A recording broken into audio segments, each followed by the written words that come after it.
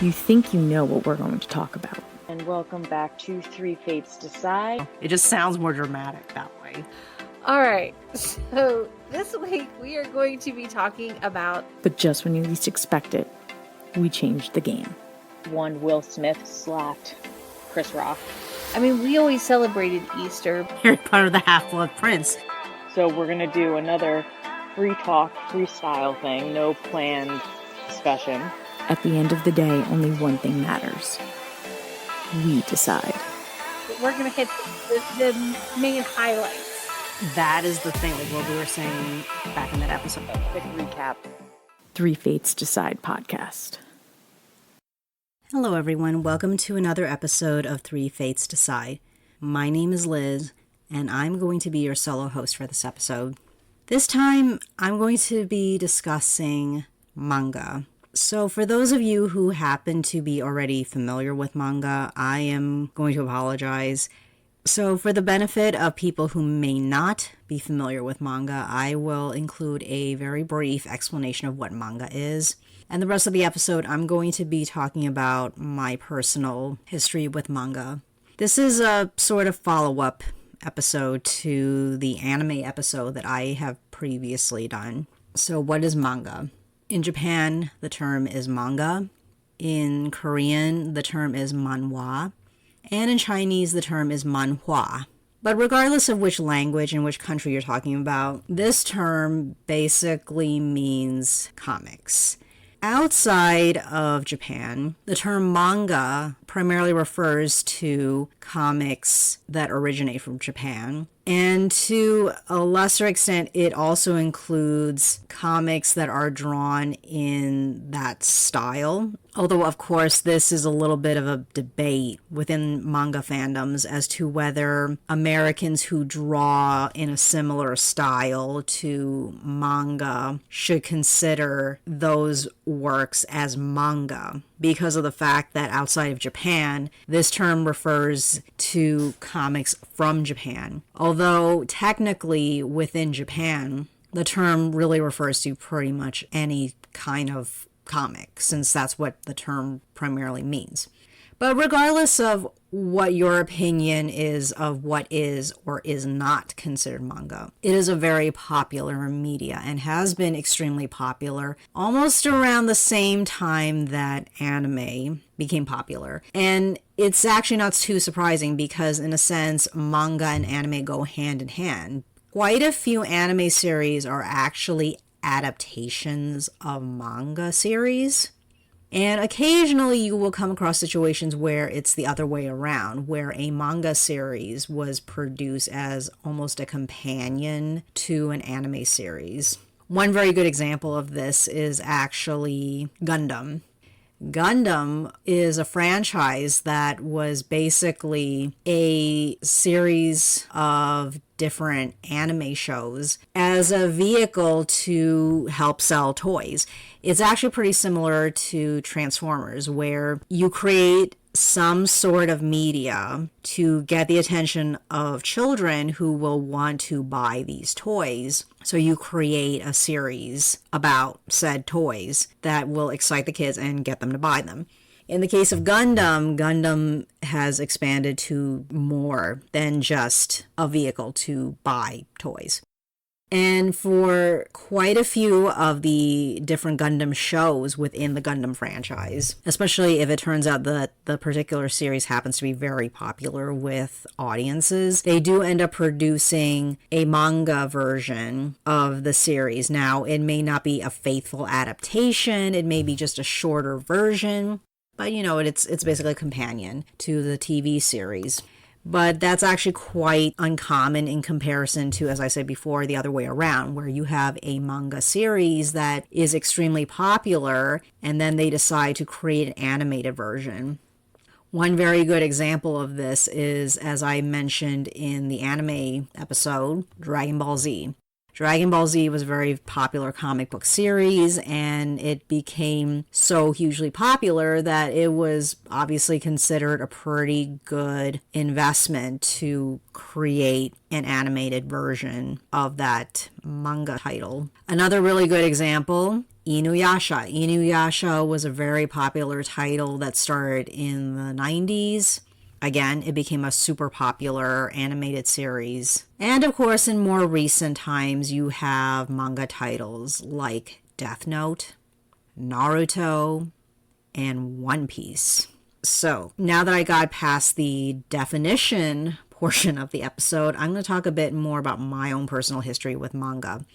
So again, relating back to the anime episode, I was a huge fan of Sailor Moon. I discovered Sailor Moon as an anime series. And once I finally got access to the internet, I immediately started doing some internet searching on Sailor Moon. And to my shock, I discovered two things about this TV series. Number one, I discovered it was actually based on a manga series. And the other thing I discovered was there was so much fan art and fan fiction out there. In fact, that was the thing that got me into becoming a fanfic writer for quite a few years in my teen to college years, which is because of my love of Sailor Moon. But anyway, I was shocked to discover that it was originally a manga series, and that immediately made me very curious about wanting to read manga. And to my delight, I discovered, because of the increased exposure to anime in the US, translations of manga titles that happen to be the source material for some of these anime series became available, and I immediately started buying them and reading them voraciously. In fact, at that point in time, in my teens, the only novels I was reading at that point was purely schoolwork related reading, because I was so into manga at that point. And as I mentioned in the anime episode, for quite a few years after I graduated from college, I kind of ended up stepping away from anime to a certain extent because of my gradual lack of interest in it, and the fact that there wasn't a lot of new content being produced that was of interest to me at the time. However, my interest in manga actually did continue for quite a bit of time after I stopped watching a lot of the anime. And that was because some of the manga titles that I was simultaneously reading while I was watching anime, they were actually still being produced in Japan.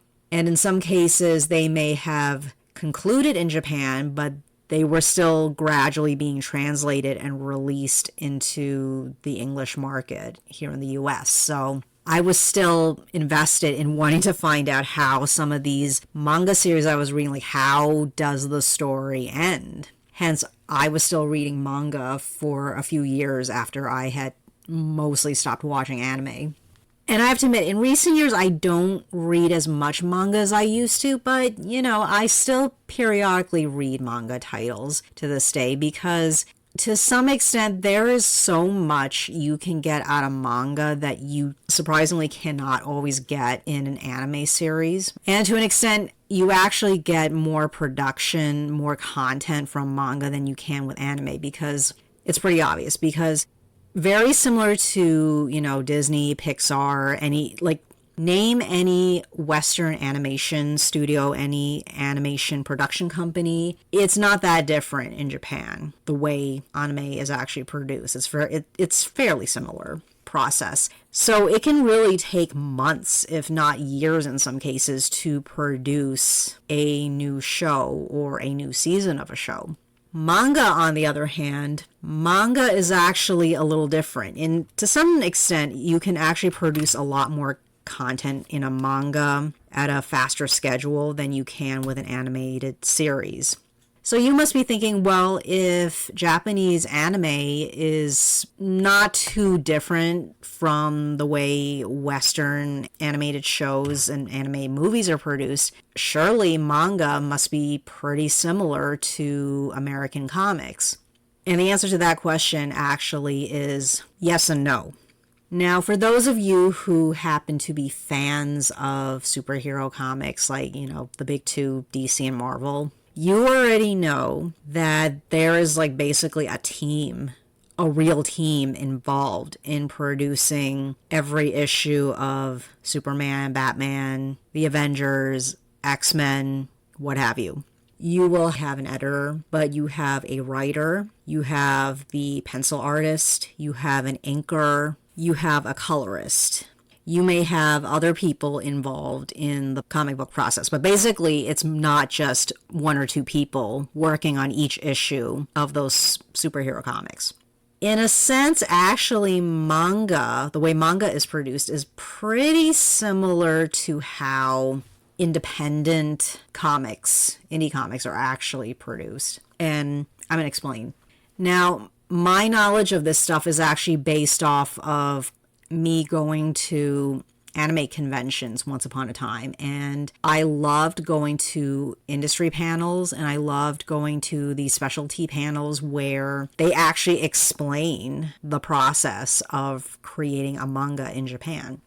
And I'm about to explain why manga is actually pretty similar to indie comics in terms of the production. So in Japan, actually, most manga are released as parts of anthologies. So very commonly in Japan, people, when they read manga, they actually get their manga through anthologies.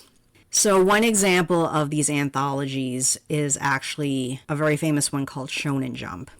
So Shonen Jump actually is released in Japan weekly, and as of 2021, 1,390,000 issues of Shonen Jump got released. So basically, within every issue of Shonen Jump, which I'm going to use as an example, and incidentally, not every anthology is necessarily released weekly, but it does get released pretty frequently. So when you get your issue of Shonen Jump, you will get basically a magazine where you get multiple chapters of different manga titles that are being released by Shonen Jump. So by multiple chapters, I mean you're basically getting one chapter of different series. So, like, let's say, for example, they're currently releasing 6 different titles. So what it is that within each issue of Shonen Jump, you're getting 6 chapters total in each issue, and each chapter is for each title. And so the benefit of this content release model is that as a reader, you're getting a pretty good sampling of 6 different titles simultaneously every week. And by doing that, you're almost testing out which title you really like to read.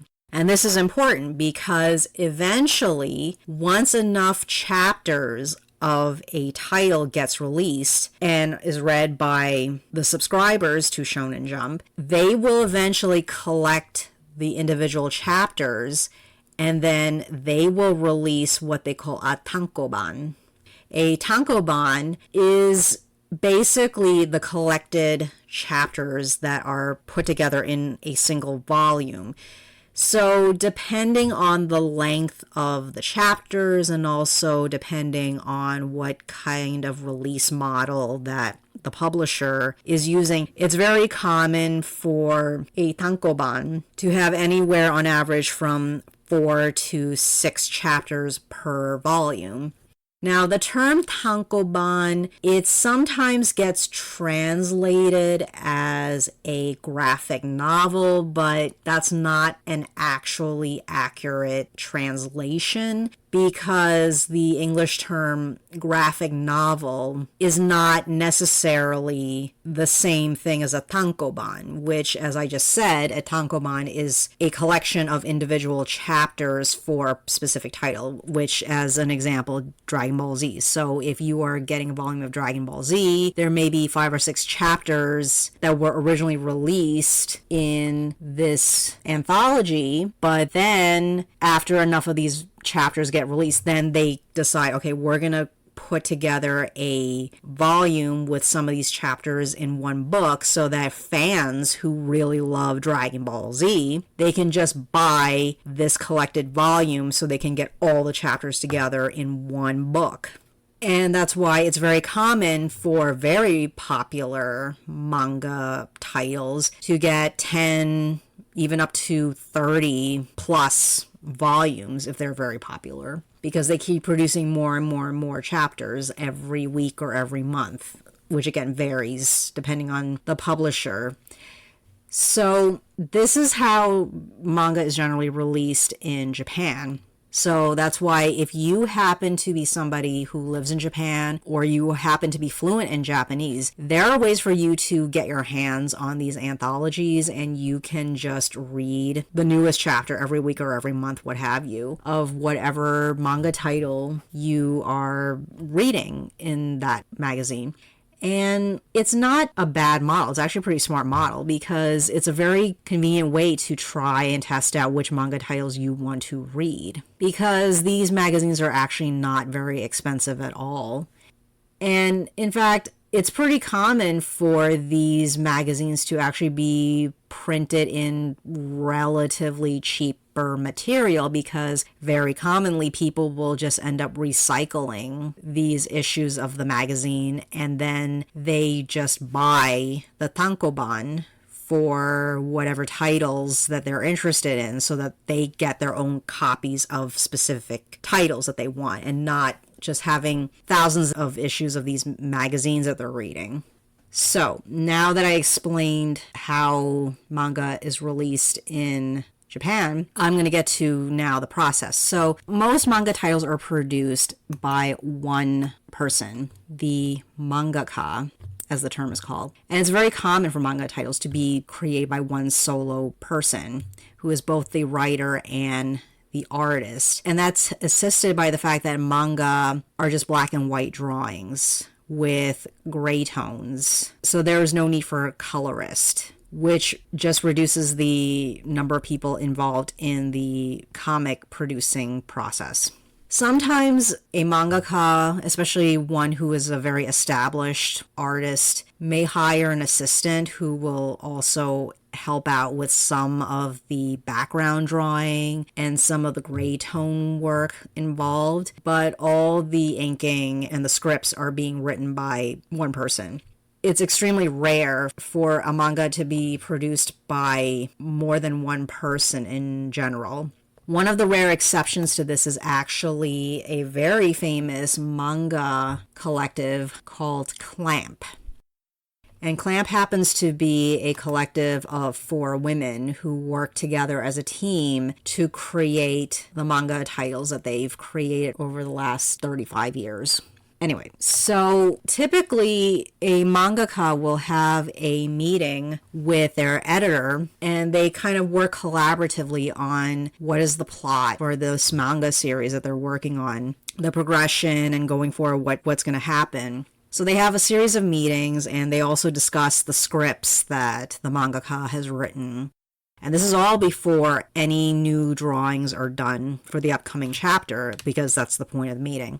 But once they've settled on the script and the direction the story is supposed to go, then they immediately spend time working on said chapter.